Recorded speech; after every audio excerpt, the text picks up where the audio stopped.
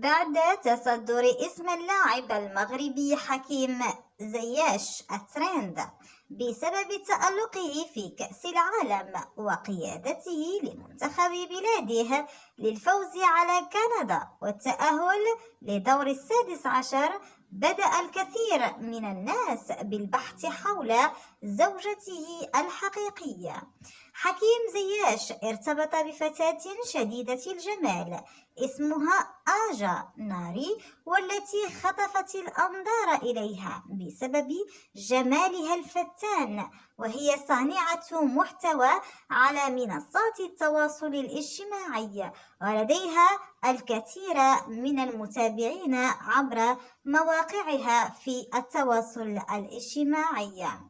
كما أن آجا شخصية مشهورة على موقع يوتيوب، ويشاهد الآلاف من الناس مقاطع الفيديو الخاصة بها ويتبعون نصائحها الخاصة بالجمال.